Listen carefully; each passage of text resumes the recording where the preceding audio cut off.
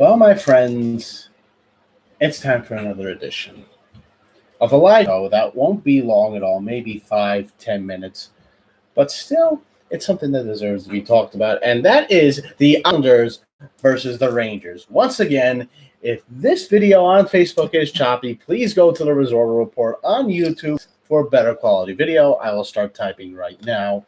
For those of you who are triggered by typing, you have been warned.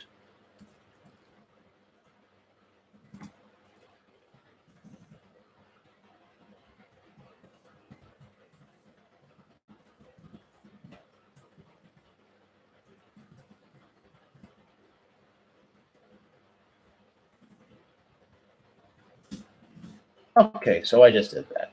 So, where do we go from here? Well, the Islanders won one, but then they lost one. One where they played like poopy, and the other one where they played like, well, better. But the Islanders managed in the second game to blow a 2-goal lead. What else is new, right? But the point of the matter is that the Islanders at least got 2 points out of one of them. That's the benefit. But the other part is, not so much. I can tell you this, is that, Islanders did a pretty good job yesterday. But on Friday, they played like doo-doo. In where they basically skated around and, well, that was it. Just skated. They really didn't try or they really didn't play that well because they were outclassed by the New York Rangers. But I will tell you that at least the Islanders came to play on yesterday, against the Rangers. That goes without saying. But now where do we go from here? Because the trade deadline has come and gone. The trade deadline was today. And one can say that quite possibly, I'd say the Islanders, they did pretty well for their acquisitions. They already got Kyle Palmieri and Travis Zajac. That was a little bit before the trade deadline. But on said trade deadline, they got, who'd they get? Braden Coburn, an old aging vet from the Ottawa Senators, who in fact won the Stanley Cup last year with the Tampa Bay Lightning. 35-year-old, again, another loose special, but, it works, I guess. Yeah, it works. It's depth is all it is. The Islanders gave up just a 7th-round pick, so, not much to that. They practically gave up nothing, which is good.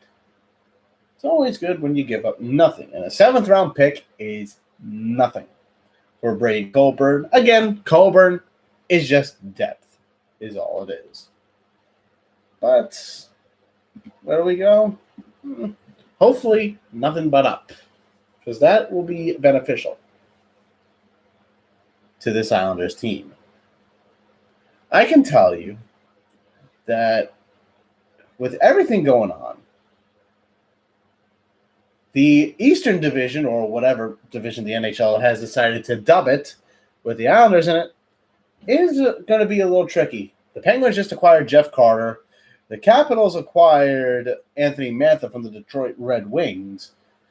And Boston, well, they acquired Taylor Hall. Now, this all depends on whether Hall is motivated enough or not to play. If he's motivated, then, well, that team can be good. If he's not, well, then he'll just be like he was in the Buffalo Sabres, and he'll be doo-doo. I mean, come on. We all thought he was going to be good with the Buffalo Sabres, but, anytime you go to the Buffalo Sabres, you have to deal with the head case Jack Eichel, who constantly doesn't like his coaches. Then you got Taylor Hall, who went there, who stunk it up. Maybe you need to take the Jack Eichel out of the Buffalo Sabres. Maybe that will help them be better. Maybe, maybe not. I don't know. But I can tell you this. When he doesn't like his head coach gets canned, that previous head coach, then this new coach comes in, and I think he got canned as well, if I'm not mistaken. Now the interim head coach, and yes, I'm going to look it up, I mean, they're not a good team. They stink. I mean, I'll look it up, but I'm sure Buffalo is one of the worst teams in the NHL, if not the worst. Let me look right now. 26 points.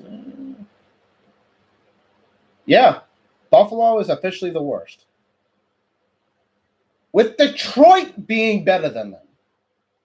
And you think, wow, Buffalo is worse than Detroit? Yes, they're worse than the Senators, and they are worse than the Anaheim Ducks. Put it this way, the Vancouver Canucks are better than the Buffalo Sabres, and they haven't played in over a week or even more because of COVID. And yet somehow the Vancouver Canucks still managed to stay ahead of the Buffalo Sabres and the Ottawa Senators and the Anaheim Ducks. Talk about luck, or just a team that's just terrible. But neither here nor there. Honestly, I don't know what to say to that. But yeah, that's pretty much how things went. Oh boy.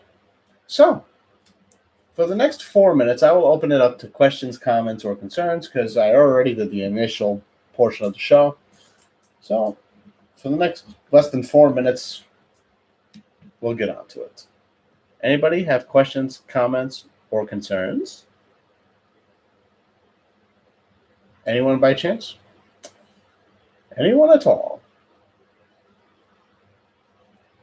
If you have questions, comments, and or concerns, let me know.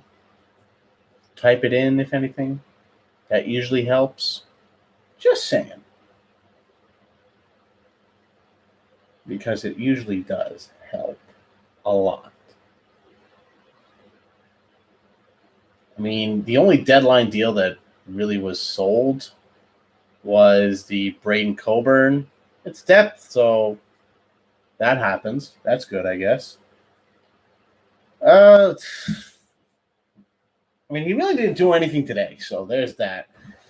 But if you're asking me how would I grade Palmieri, Zajac, and the Coburn deal, I said it in the last video. I said I gave the Zajac and the Palmieri deal a B+.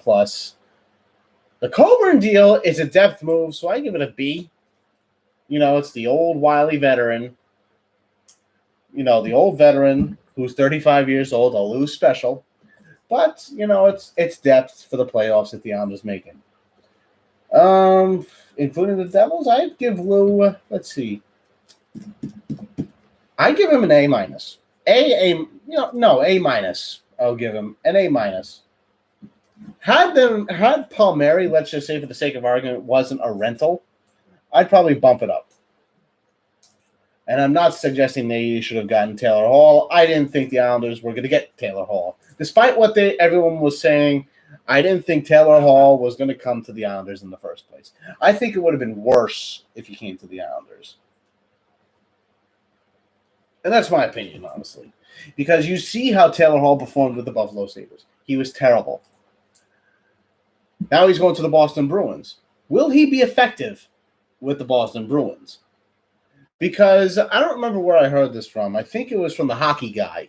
But I think he said something along the lines of, if Taylor Hall is motivated, he'll play very well. If he isn't, then there isn't. It's not a good trade if Hall doesn't do well. And doesn't resign, mind you. Especially for what Boston gave up. But I do hope, with all honesty, I do hope Kyle Palmieri resigns. And I'm not saying anything long-term, maybe a 2-3 year deal. I'd like to keep Palmieri if Palmieri continues to contribute the way he has. Zajac, I think, is too old for this team. If they could get rid of Leo Komarov, that would be a blessing. Hell, if they could get rid of Andrew Ladd, that would be even a better blessing. Does anybody else have any other questions, comments, or concerns before I close this out? Anybody at all? Anybody? Questions, comments, or concerns? Anybody at all? You got 5 seconds. 4, 3, 2. That's it. So, the next time I'll see you guys will be Thursday after the game. Possible Zajac replaces Casey if he moves after the season. It's possible, but again, you're talking about an old man compared to a young Cizikas. I could possibly see it happening, but I don't think so. But that's all for tonight. I'll see you guys Thursday, hopefully after the game against who was it? The Caps, the Pilots. Wow, against the Bruins. See you all Thursday against the Bruins, and then Friday against the Bruins. I might do another live video Saturday. We'll see. Catch y'all later.